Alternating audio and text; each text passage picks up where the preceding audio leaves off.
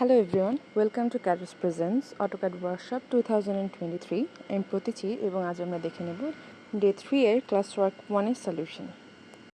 প্রথমে আমরা 3D modelling এ গিয়ে টপে সিলেক্ট করে SW আইসোমেট্রিক সিলেক্ট করে নেব। এবার রেক্ট্যাঙ্গুলার কমান্ড সিলেক্ট করে প্রথমে ডাইমেনশন নেব 46, দেন ট্যাপ করে 42 লিখব। এবার প্রেস পুল সিলেক্ট করে নিচের দিকে 15 ইউনিট এক্সট্রুড করব। এবার আবার রেক্ট্যাঙ্গুলার কমান্ড সিলেক্ট করে চিত্রের মতো করে ডান দিকে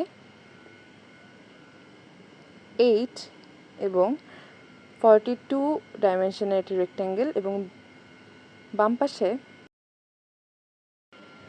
আবার রেক্ট্যাঙ্গেল সিলেক্ট করে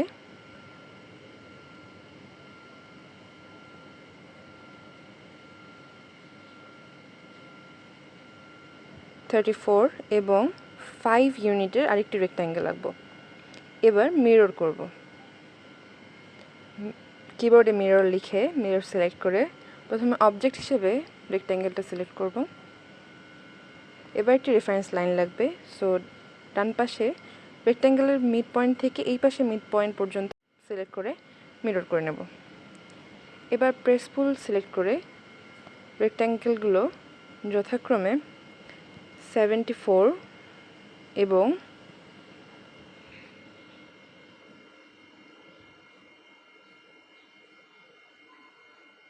45 করে প্রেস পুল করে এক্সট্রুড করে নেব।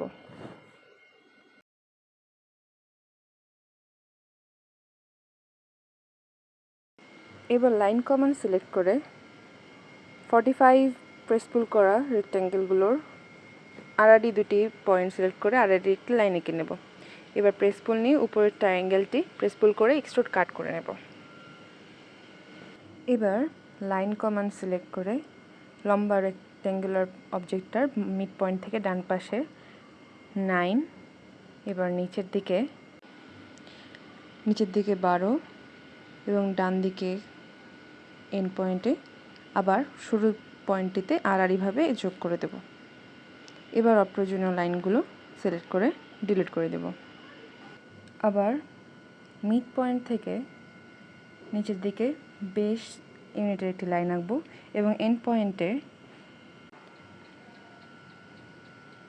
7 রেডিয়াসের একটি সার্কেল আঁকবো। এবার আবার মাঝখানের লাইনটিকে রেফারেন্স লাইন ধরে ইনক্লাইন লাইনটাকে মিরর করব।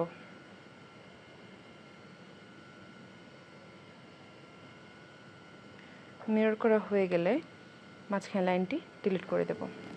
এবার প্রেস পুল সিলেক্ট করে উপরের ট্রায়াঙ্গেলগুলো এবং নিচের সার্কেলটা সিলেক্ট করে এক্সট্রুড কাট করে নেব। এই ছিল আজকের সলিউশন। Thanks for watching.